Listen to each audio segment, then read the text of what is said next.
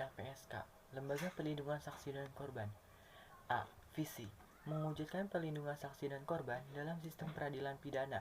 Visi ini mengandung maksud bahwa LPSK diberikan mandat oleh Undang-Undang selalu focal point dalam memberikan perlindungan terhadap saksi dan korban harus mampu mewujudkan suatu vokal di mana saksi dan korban harus benar-benar merasa terlindungi dalam mengungkap kasus dalam perlindungan pidana.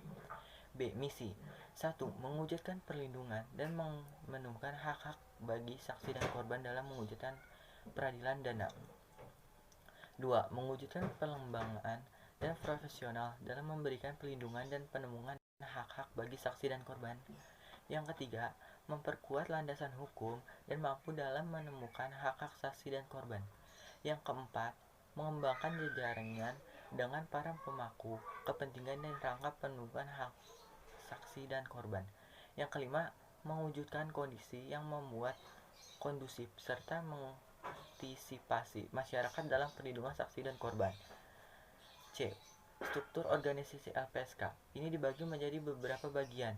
Setiap bagiannya termasuk ada pimpinannya. Ketika saya prakerin, saya akan dibagi di ruangan kearsipan 1 yang dipimpin oleh Bapak Yanuar, Bapak Henry, dan Ibu. Bab 3. Pelaksanaan kerja dan tugas. A. Mengetik daftar arsip. Mengetik daftar arsip sepertinya memilah tahun dan nomor arsip yang agar mudah disusun, baik itu berdasarkan nomor, tanggal tahun, daerah. Sebagai hal ini mempermudah para arsip untuk membuat arsip yang benar yang sudah benar-benar tidak digunakan. B. Menyeleksi arsip. Penyeleksian arsip digunakan agar arsip yang lama sudah sangat tidak dibutuhkan agar bisa dibuang dengan cara dihancurkan, atau arsip yang masih penting agar bisa diletakkan di tempat yang aman sesuai dengan tempatnya. Yang C.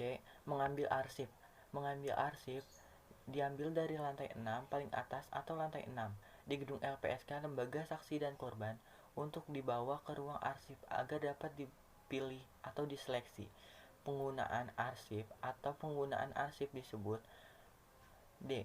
Penyusunan daftar arsip. Penyusunan daftar arsip ini dilakukan caranya melihat nomor, tahun, dan daerah. Arsip ini disusun, biasanya di arsip tersebut ada yang sama, maka akan dihitung menjadi satu arsip atau satu bilah. Setelah disusun daftar arsip tersebut akan diinput ke dalam satu visi ataupun komputer. Menginput arsip. Menginput arsip ini berdasarkan dalam susunan daftar arsip yang dibuat secara manual melalui input ke dalam visi atau komputer agar data yang disimpan lebih baik, lama, terjamin, dan keamanan data. Menjaga perpustakaan. Yang melakukan saat menjaga perpustakaan yaitu kita menjadi penjaga yang perpustakaannya ada umumnya, pencatat siapa saja yang akan masuk perpustakaan, yang membaca, yang meminjam buku, serta menjaga kebersihan perpustakaan. B. Faktor pendukung dan kendala prakerin. 1.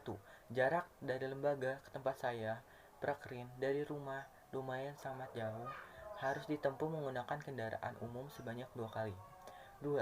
Saat melakukan pekerjaan untuk yang pertama kalinya, banyak yang saya rasakan seperti grogi, canggung, dan takut salah. Yang ketiga, banyak hal yang belum saya ketahui karena belum diajari dari sekolah. 4.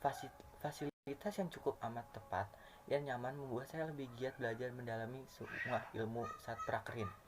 C. Cara mengatasi kendala saat prakerin. 1. Saya harus menjadi pribadi yang aktif dan berani bertanya. 2. Saya menyesuaikan diri dengan lingkungan dengan cara kenalan dengan para staf karyawan, dengan para OG dan maupun OB. 3. Berkenalan dengan teman baru agar bisa saling membantu. Bab 4. Kesimpulan, kegiatan praktek kerja industri atau prakerin merupakan kegiatan yang sangat bermanfaat bagi siswa-siswi dan dapat mengenal lebih jauh dengan cara bekerja di lapangan sesuai dengan keahlian masing-masing siswa. Praktek kerja industri telah dengan baik bekerja tanpa ada hambatan atau halangan apapun.